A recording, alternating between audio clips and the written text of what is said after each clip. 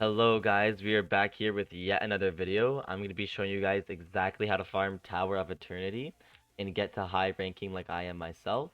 Obviously there's a much more floors to get to, but for the first 100 to I'd say about 150 floors, this is kind of the meta that you're going to want to do. Although the first 50-ish floors are pretty easy, there's not really shielded units, there's not a lot of units, it's still needed. So this is kind of the setup you're gonna want to have. Sunj is like one of the most, in my opinion, needed characters for this, along with the farmers and Jadefire Knight. Dragon Mage can be swapped out for literally any high DPS character that you have, like Almighty Gojo, Igris, Lunar Huntress. Trying to think who else that does really high DPS. I mean, like, Chance King, he's okay. Don't recommend it. Those are the ones that are much more recommended. Obviously, Dragon Mage is the most recommended. Okay. But basically, you're gonna want to place your 3 Bulmas first, then your Rockstar, then you're gonna upgrade the 3 or Bloomers, not Bulmas. Sorry. You're gonna want to upgrade the 3 Bloomers, and then once you get the next wave, you're gonna upgrade this unit and this unit again. Now you're probably wondering why. Well, if you do it in this order and you have Midas Touch and the Gold Spear on all of these units, you're gonna have exactly enough, pretty much exactly enough cash to place down your Dragon Mage and your Jadefire Knight. So you're gonna want to take the L on this character, place this guy right here, place this guy here. Now what's gonna happen is you're going to lose some HP off this first unit due to its shield. Now you can, if you would like, get Arcane Spirit on it so that you do avoid those shields, but it's highly unneeded in my books. I think you're much better off just using the regular Crimson Spirit on your Dragon Mage. Alright? Next, what you're going to want to do is you're going to want to place your Sunj right here. You're going to want to upgrade him until you can get, I believe it's called Multilation. And then after that, you don't want to upgrade him further at all. You don't want to upgrade him further at all, and I mean at all. So please, once you get the Multilation, do not upgrade him further. Okay? What this does is it gets rid of the shield, gets rid of their armor, and then on top of that does a little bit of damage to their actual HP for the Dragon Mage to come in and swoop in and kill everything with the high HP.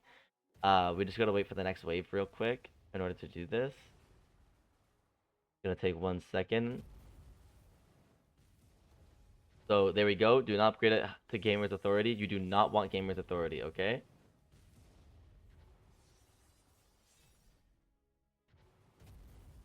And if you're ever worried or scared that you're gonna end up losing, don't worry, you will be fine. The Sunj here will start spawning in units, which you can see coming in back here to deal with anything that gets close whatsoever. Once you've finally upgraded that Sunj to the Multilation, next you're going to want to start upgrading your Dragon Mage, as your Dragon Mage is going to be doing majority of the damage the entirety of the time. The Sunj is just trying to get some character spawns in, is basically what's happening, okay? I'm kind of just going to yap for the last 4 waves. You can just skip through this part if you'd like, but it's just upgrading your DPS unit as much as you can at this point in order to do the most damage. So yeah. I've been doing Tower of Eternity for quite some time now. I have yet to really lose on a wave, except for, I believe it's round 150-ish, that there's a unit that doesn't take damage to fire, so I had to use Sung Jae-woo for it. So I fully upgraded like the Sung Jae-woo, and I placed my second one of him, and I placed like the Legion Commander, etc. Um, but yeah, so this is basically just it though. It's pretty easy. Tower of Eternity is not hard whatsoever. You just gotta have one like really high DPS unit, and then you need to have Sunj for those couple spawns and getting rid of like all their shields and everything, and then the Jadefire Knight as well. That's basically all you have to do. It's so simple, so easy. Like I could probably grind to like wave 250 with this meta, unless there's like a boss here and there that doesn't take damage to fire. Then it's probably gonna be a problem for me because my Sung Jae-woo does not have Almighty. He has Requiem, which makes him kind of bad because of the fact that he doesn't do that much damage. But if he was to have Almighty, then he'd be perfectly fine. But yeah, basically this is the end of the video.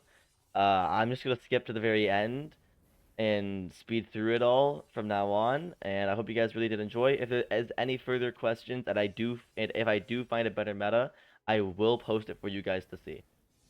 And as you can, again, sorry, one last thing. You can see none of these have arcane spirit, yet I'm absolutely destroying this.